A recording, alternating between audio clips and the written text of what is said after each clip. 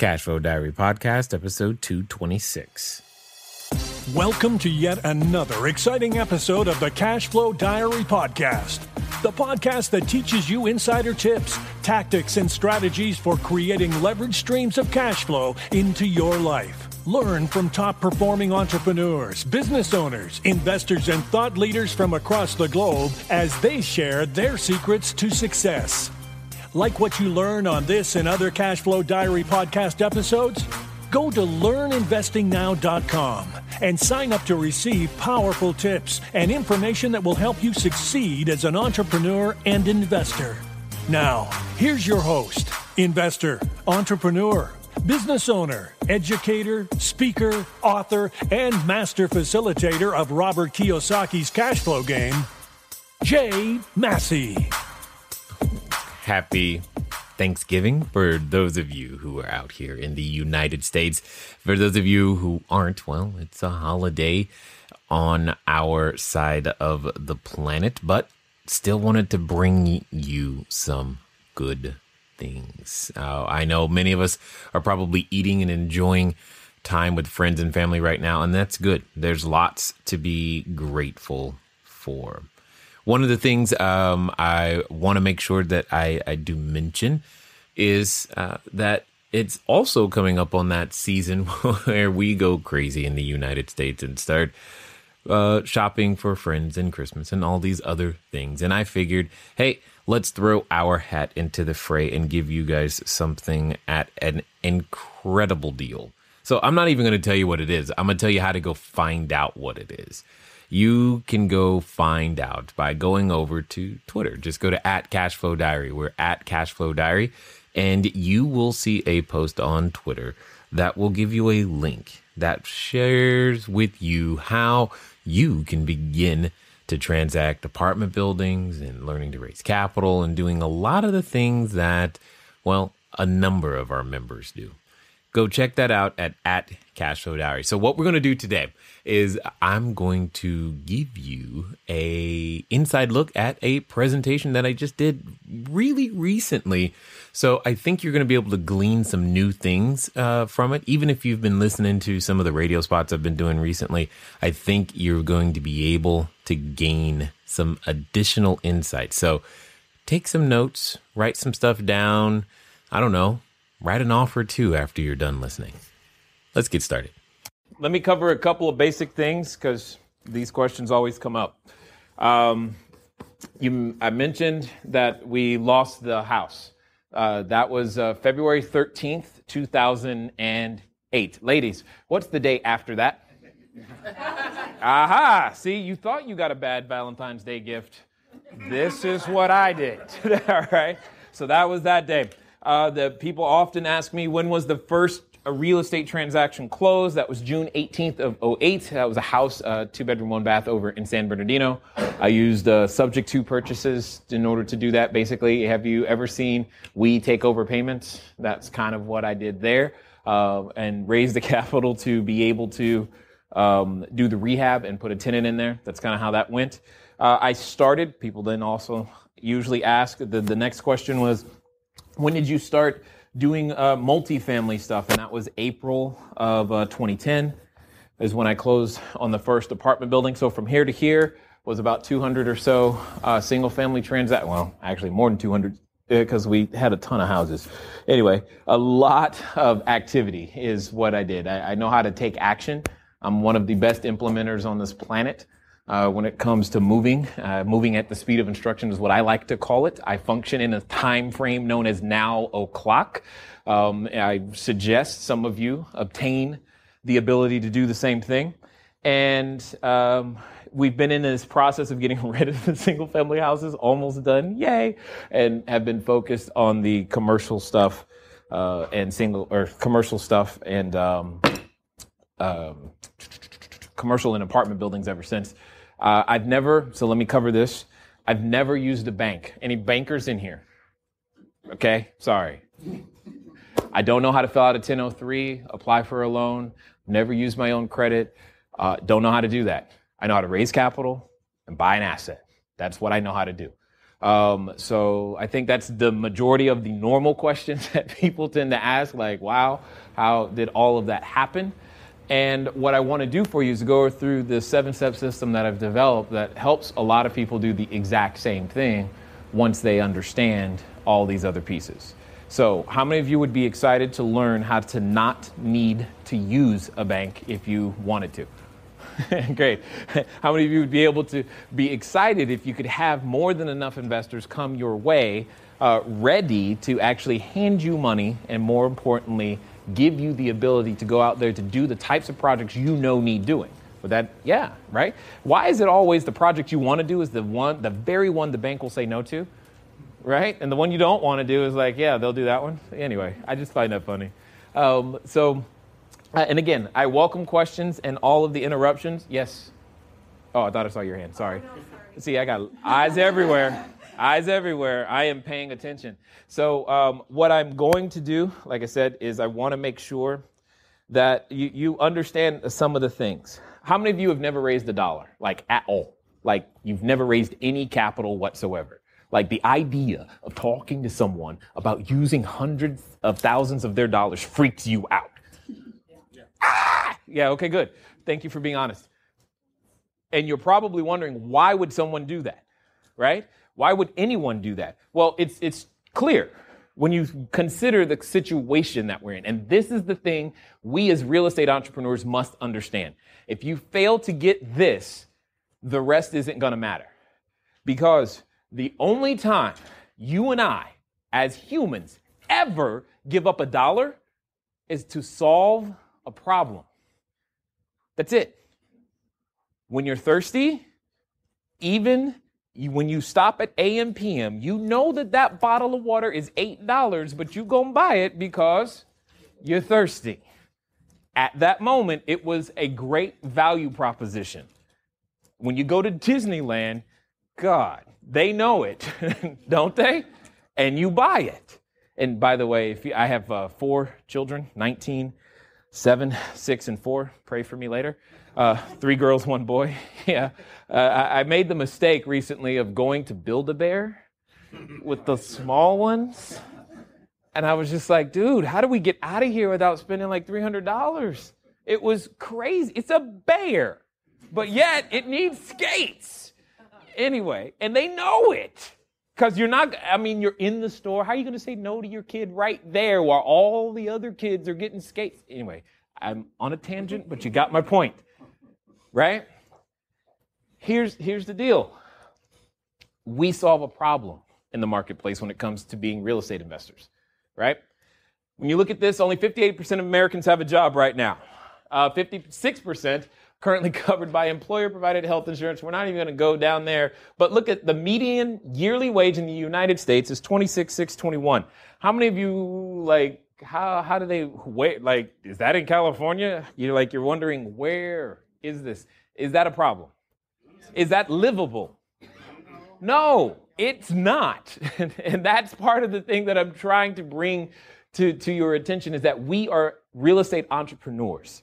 You must remember this. For some reason, if I said to you, hey, I got a new plan for making markers or widgets, everybody goes, cool, it's a business. But as soon as we say, hey, I want to be in real estate, we throw everything we think we know about business out the window, and we get so fixated on what color the stinking tub is going to be that we forget that it's still a business that has to solve problems and must function under the same rules and laws. And that's what the 7 steps are all about. But you've got to first understand the issue and the problem that we have the ability to solve. Today, there are more than 44 million Americans on food stamps, and nearly half of them are children. Can we do something about this? The answer is yes, you can. Whether you care about that particular group of individuals or not isn't the point. All I'm trying to say is that there's a problem, and you have the ability to solve it. Why? Because you have ideas. How many of you have ever been in a store? You had this happen to you. You're in the store, Walmart, Target, Nordstrom, whatever. You're doing your thing, you're walking down the aisle, and then something catches your eye out of the corner, and you look at that, and you say, I had that same idea. You ever had that happen to you? Yes. You know what that means? You got great ideas. Every one of you, in my opinion, has $1 million business in their head. The problem is it's only in your head. We've got to get it out of the head, past the heart, and out there to help other people. And I believe very strongly real estate is the place where you can do that. More importantly, this system will help you make it happen. Your retirement plans, how many of you know someone who's just given up on that idea? Like, I'm not going to retire, right? Now, Christina, you're different. You and I are different because we like what we do and we don't plan on stop doing it anyway. But there were people who thought there was going to come this transition. I'm going to do this for a while and then later I'll get to do X, Y, and Z. But that later doesn't seem to be materializing. And here's the standard, here's the challenge.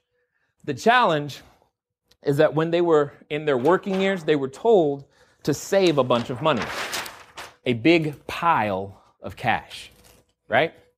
And that's the problem.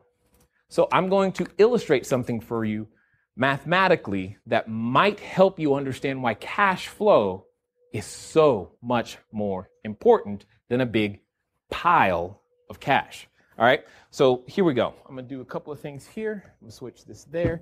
And that did not happen like I was hoping. That is not what I was expecting to see. Let's try this and that with this. And there we go. And it's still gray. 1 second. Is that better? Excellent. And the calculator. Can you see that now? Yes. Awesome. All right. So here's what we're going to do. We're going to do some math. Don't tune out on me, right? I know I said the M word. How many of you like money? Excellent. How many of you like math? How many of you realize that math and money are the same? How many of you now like math? Exactly. Okay, so here we go.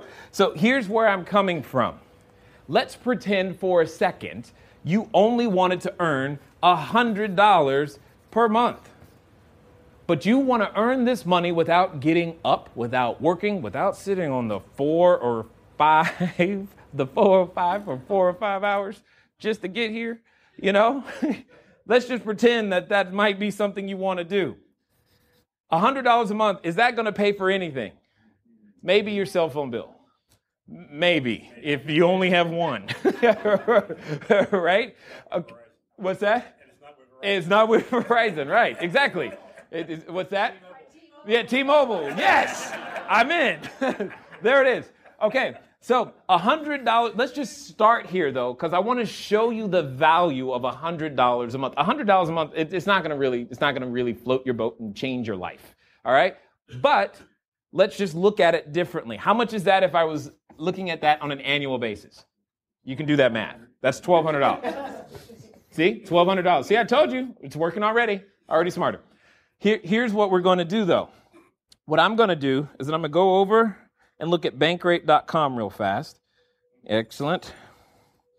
Because I want you to see something that you might not have considered before.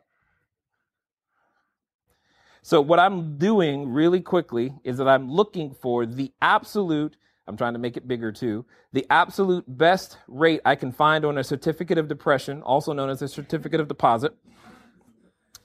And we're going to just compare, because that's all I can do is just compare to see what that would, like, how much money would I have to have in the bank to make this work. So let me see. The best rate I see is 2.45%. Do you see a number that is higher? I do not. Can you even see that? Yes, you can. Good. It's working. So I see 2.45%. So let's pretend there's no such thing as taxes. Okay? Let's pretend there's no such thing as inflation. How much money do I need to have in the bank in order to earn $1,200 a year? Who knows how to do the math? Okay, I'm going to show you. Simple. All you got to do is divide by the interest rate that you're receiving. That's it. So all I'm going to do is go back over here to the calculator, take the $1,200 divided by 2.45%, and that's going to give me $48,979.59. Okay, he says 49,000. We'll round up. That means I got to pay all my bills. I got to do everything I normally do and put an additional $50,000 to the side. See, I rounded up again. An additional $50,000 to the side to hopefully get 100. How's that going? It's kind of tough, right? And this is the very thing that most people were told to do. That's what they were told to do. Use a 401k to go out there, or IRA, work really hard, save a whole bunch of money, get a big pile of cash, and then hopefully that pile of cash will be there later to help you. Yeah, go ahead.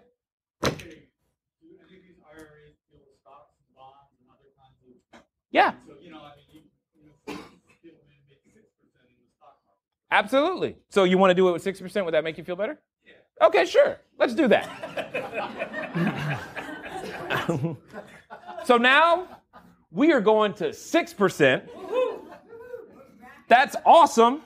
Okay.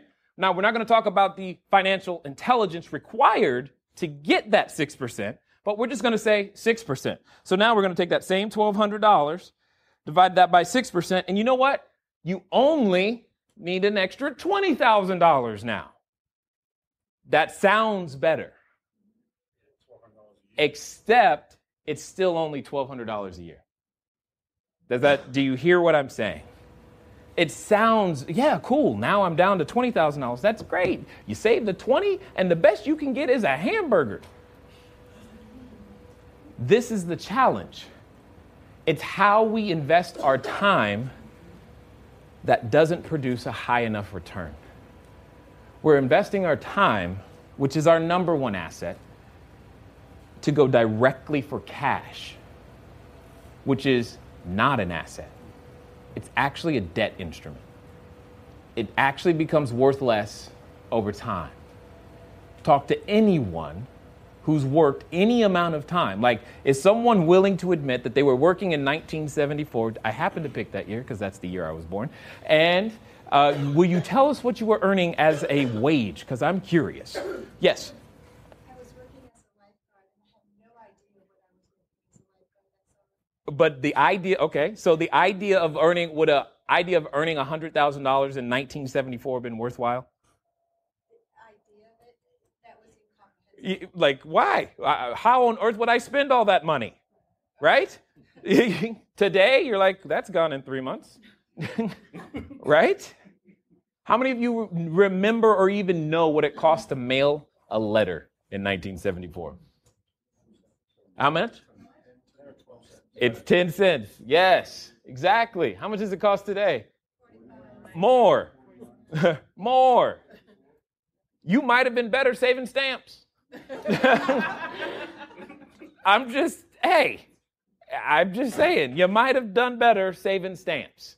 Because if you save dollars, you got to spend more to get the same value. It's what I'm really talking about is what's known as purchasing power. That's what I'm really talking about. How much time, effort, and energy did it take for you to put aside the $40,000 or in his case, $20,000? How much time? How long do you have to work to do that? Based upon what you're doing today. See, the advantage that real estate has is that, one, you can do the work once. And then you have this maintenance period that you're always checking in on it. See, today, because of all the systems I have in place, it takes me approximately 45 minutes a week to manage my portfolio because of all the systems I have in place, which is kind of cool. Hourly rate is through the roof, right? At that point. The point is, I have my time because we took the time to build assets that produce cash flow, not just cash, right? So the key thing to understand in this particular situation is, one, return on investment. This number is important. The higher, the better. Clearly, because you don't need as much money. But this is something I want to illustrate for you.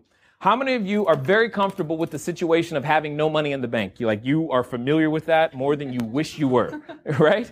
Okay, so let me ask you this question. Did you raise your hand? Oh, yeah. Okay, excellent. Patrick, Yep. Let me ask you this question. Let's pretend for a second. Today is the 19th. All right, on the 1st of this month, or this coming month, December, there's $10,000 that's going to be deposited in your account. Now, here's the rules. You have to spend every dollar. And if you fail to spend every dollar, on January 1st, no more money is coming. But if you spend every dollar, on January 1st, another $10,000 is going to be deposited in your account. Patrick, serious question. Can you make that work? Absolutely. Absolutely. How much hesitation was in his voice? How many of you can make that work? So then it doesn't matter how much money you have in the bank, does it? Because I just said if you have $0 in the bank and you're required to spend every dollar that comes in, so long as you do, another 10 grand shows up. You just told me I could make that work. What you've just admitted without realizing it is that you need an asset or assets that can do that for you. That's really what it comes down to. The only thing I invest my time in is building assets. That's it. An ebook's an asset. Every idea that comes out of your head is an asset. If you learn how to package it, how to promote it, so that other people can also take advantage of it as well. The challenge is we get a little idea stingy and we think we've got the best primo idea, and you might, but I have seen ideas get better when they're shared, and that's the key. All right, so let's get down to this. If you've got that on straight, then you will begin to understand where I'm going. I'm going to skip. You get the fact that no one's retiring anytime soon. We're getting to the 7-step process. There's the 7-step process. We're going to go through all 7 of these really, really quickly so that you have an understanding of the overview of what it is that you have to do as a real estate entrepreneur. Notice how I've changed the word. You don't hear me say real estate investor. You hear me say real estate entrepreneur because I need you to think like a business owner, not just like what normally happens, an investor or just a fix and flipper or, I do probate. By the way, that doesn't tell me anything about your business other than how you buy your inventory. Okay? Just keep that in mind. That's the only thing you've communicated. You've told me how you buy your inventory. Cool. Well, how do you actually make money? That's what I want to know, right? When I'm trying to help someone. So when it comes down to it, every real estate entrepreneur has 3 customers. How many? 3. How many? 3 customers. You have 3 primary people that you are serving, right? Here's the fun part. This is where you get to choose. You get to choose which ones. Number 1, you have buyers. People who want to buy something from you, period. That's all they want. They just want to buy it from you and then run it themselves, do their own thing. Maybe they mess it up and sell it back to you later. It doesn't really matter. They just want to buy something from you. Second person is sellers. They have something they don't want. Usually a piece of real estate. It could be land or a cell phone tower. Okay? It can be all kinds of things. They just don't want it. And they don't want it for a myriad of reasons. And then you have investors, people who have more money than they know what to do with.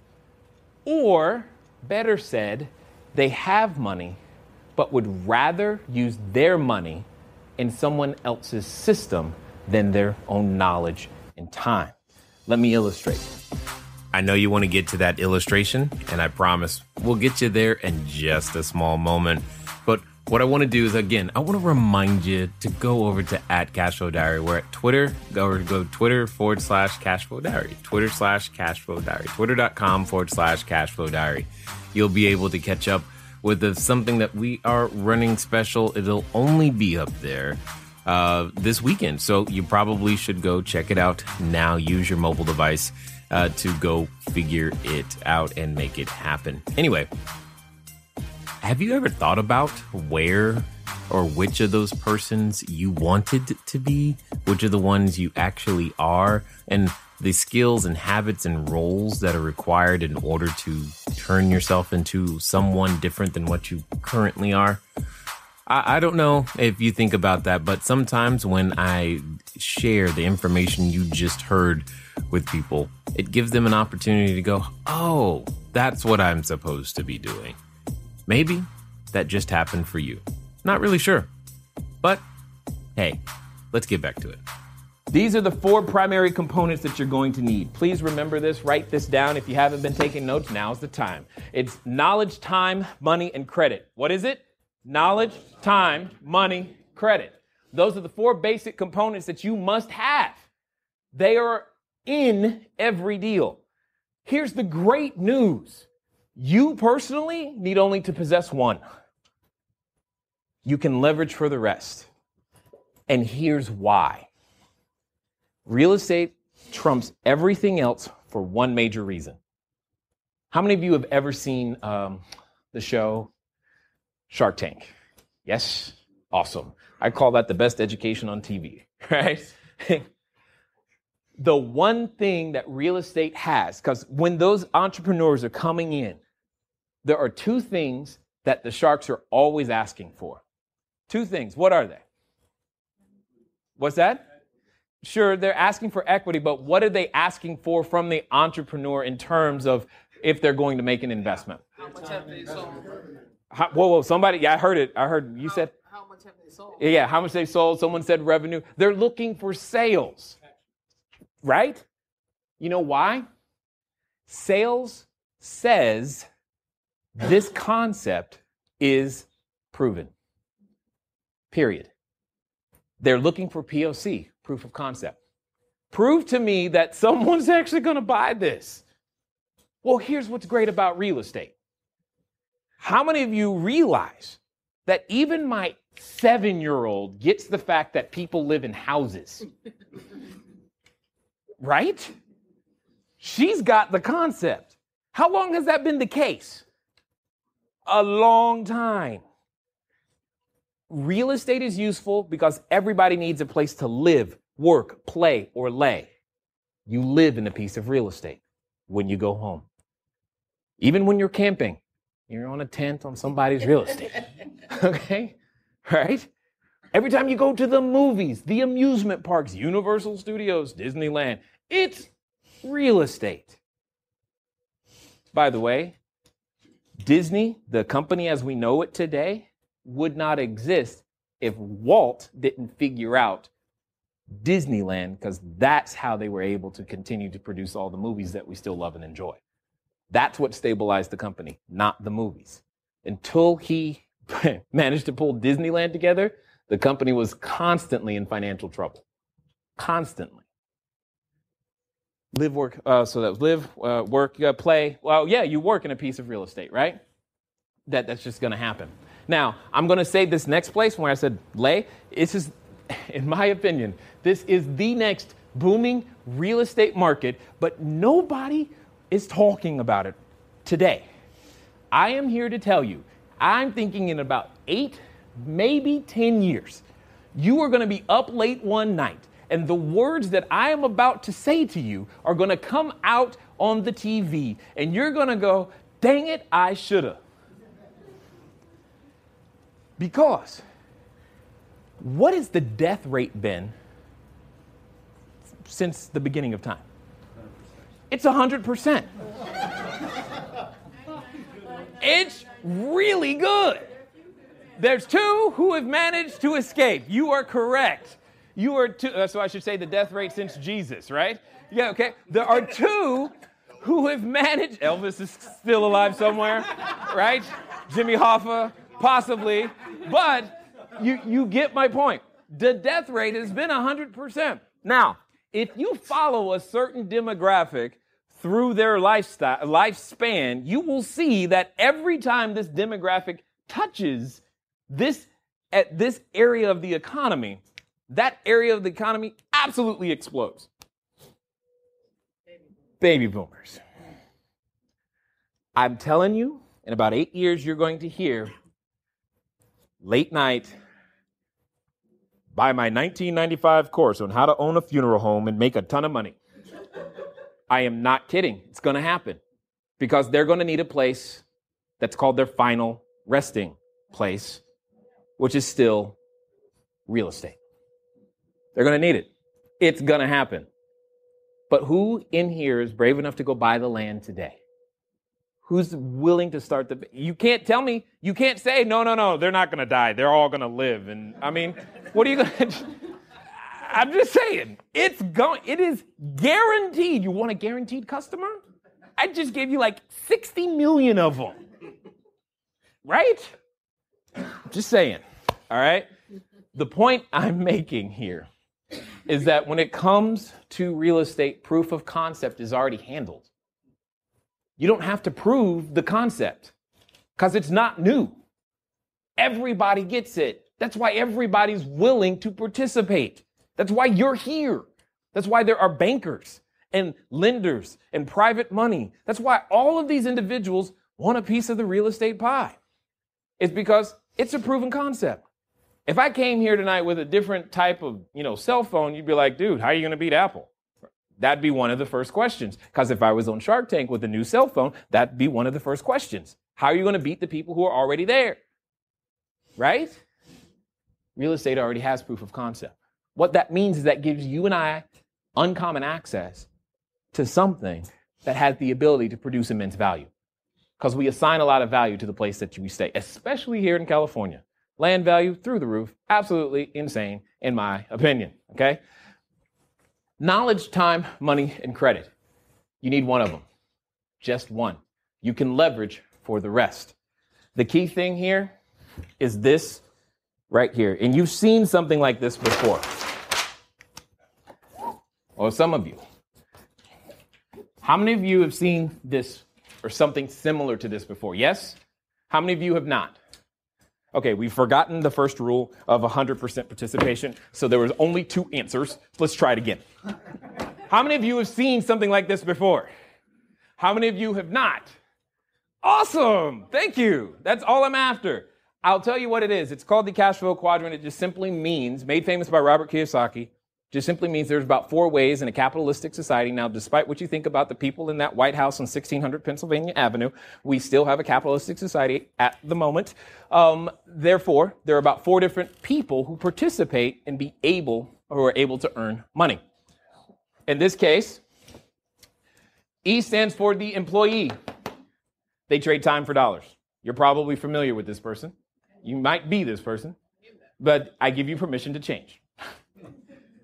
S is the small business owner, self-employed person. This person usually has a license for their job in some way, shape, or form, some sort of a certification. So this could be your mechanic. This could be the doctor. This could be the attorney. This could be the loan officer. All those types of jobs that typically require some sort of certification. And then there's the B, business owner. He or she owns, and please write this down, owns or controls the means of production, also known as a system. Owns or controls. Did I say invents? No. Did I say runs? No. I said owns or controls the means of production. The means of producing a good or service for the use of other people and their enjoyment. That's what they own or control. An investor typically uses their cash to go out there and come back with some more friends. Now watch this. When you graduated high school, the E is the employee. Okay. When you graduated high school, how many of you, by a show of hands, went to an entrepreneurial fair? Entrepreneurial fair? What did you go to? Job fair. So you were taught to be what? And who provided that job?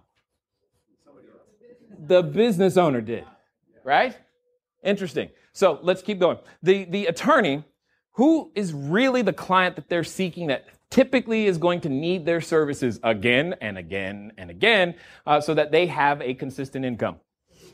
The business owner. Interesting. Now, the investor has already made their money or has made some money, and they don't want to use their time and energy anymore to do something different. They just want to use their money to go out there and come back with more friends. So what they're looking for is somebody who's built or owns and controls a system that has the ability to produce money without the investor having to use their knowledge and time. Who might have that?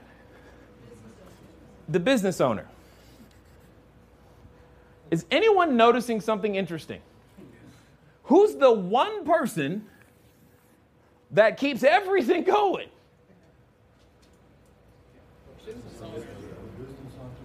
So who's the one creating the value? Who's the one creating the value? You are. If you're the real estate entrepreneur. Why? Because there are more people looking for a job than more people providing them. Because there are more attorneys, especially in California, than we need and who are looking for clients than there are people who have work for them to do. Here's the big one that you're really messing up. You realize that there's more money than there is experience? There's more money than there is experience. Now, you remember basic economics. What happens when there's an oversupply? What to price? It goes down. So why on earth are you still paying 10, 12% on your money? There's an oversupply. I'm just asking. There's an oversupply. Because if supply is high, that should mean the cost would be cheap. What are interest rates? Free. Especially once you consider inflation. The signs, the clues are there. You're just not operating from that position because you don't even realize how much value you're creating. Because you might not have realized that, hey, I'm the one creating your job.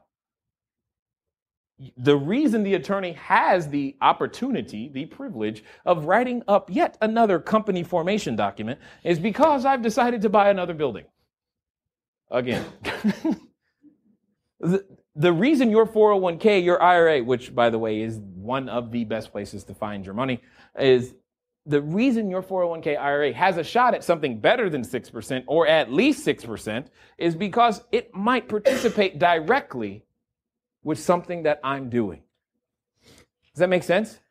And do you realize that the only thing you had to come up with was the idea? Hey, let's take this building and do that. Because clearly, people live in buildings. You don't even have to be, and this is why I do real estate, because I'm not smart enough to be an inventor. I just can't, I'm just like, dude, yeah, I can use an iPhone, but don't ask me to invent one. That's just not gonna happen. I don't even know if I have that kind of patience, right? I'm just like, dude, but I can use one. Many of you have passed many opportunities on the way home. The next time you're at a stoplight, I want you to pay attention. I want you to look at the light and then follow that light because it's usually attached to something. And then look the light all the way down. It's going to be attached to the ground, also known as real estate. And that's a real estate transaction. You're just not being paid on it. The next time you're on the 241 or any toll road, I want you to think about something. It's probably privately owned. And that $3 or $6 or $8.50, depending on what time you're going, it just didn't come to you. Just keep that in mind, that went to someone. These are those people that you never hear of, but have, they're the ones receiving that income. The only difference is that they realized this and did something about it. They realized that they were entrepreneurs and they had 3 different types of people that they had to go out there and find: buyers, sellers, and investors. And they went out there and made that happen. That's it. There's nothing different. They are just as fallible. Okay?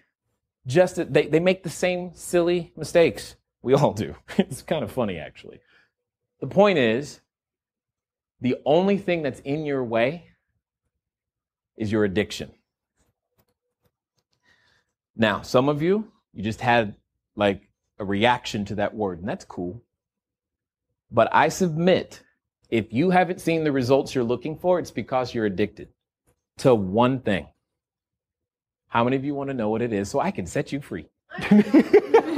Right? You're addicted to looking good. You cannot learn and look good at the same time. You ever watch a 3, 4, 5-year-old, 2-year-old learn to walk? Do they look good? No, at that stage we call it, oh, that's cute. Except now you're 40 and ain't so cute. That's it. Does the 2-year-old care that you're laughing at him? No. Why? Because it doesn't matter. Now, here's another way of looking at this. Anyone, parents? Yes? Parents? Where are my parents at? Excellent. Here's a question. If your child came to you when they were 2, while they were trying to learn to walk, and said, hey, Mom, Dad, I tried this walking thing, and it just ain't working out. I took like 2 steps and I fell. I think I'm just going to crawl the rest of my life. Why are you laughing? Why is that laughable? Because it doesn't happen. Why? What would you say as the parent? Would you say, okay, son, I guess we're just going to have to get you a stroller, make it bigger as you grow? I mean, what? But yes, you're like, it is not even, it's not an option. You know why it's not an option? Because it's an activity for daily living. You have son, you walk, you have 2 legs, you're supposed to walk. That's what happens. Period. It's not even a consideration. Yet, you write an offer. They say no. This real estate thing doesn't work. You talk to one investor. They say, I don't think that's the right deal for me. You go, there must be something wrong with me or the deal. This real estate thing doesn't work. You actually get up the courage. You stroke a check. It goes south. The money is gone. And you say, guess it's time to try stocks. And then you quit. Because you were trained between kindergarten and 12th grade to get it right the first time, and to never ask for help. And unfortunately, you think that's actually how this entrepreneur thing works. Not met one entrepreneur who's not learned how to fail. And that's the number one skill set you've forgotten: how to fail. You need to learn how to fail fast, forward, and frequently. Say that with me. Fast, forward, and frequently. That's it. Because, see, you failed before, but it took you 3 years to get back on the horse. You failed, and in fact, here's in today's world, what happens, especially with Google, before you try something, you research it, and you find out all the people who failed, and you go, oh, nah, I'm not going to try that, because they failed. No matter how many examples are surrounding you of people who have actually figured it out, you still go, I guess I can't make that happen. And I find that interesting. But the only reason I'm the one talking today is because I failed more than you. Promise. Who's lost at least $100,000? 200, 300, 400, 500,000, 1 million, 1.5, 2.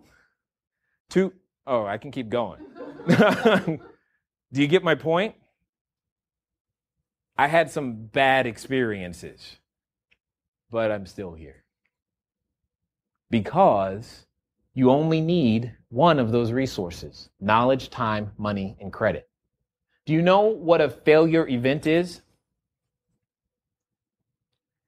Your first attempt in learning. What are the first letters of that spell? First attempt in learning. Got it? Here's the point. You just paid full price for the lesson.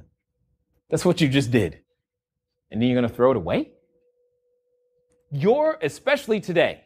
Here's the great thing about failure, especially today because of iPhones and technology. And is the Periscope thing still going? Yeah.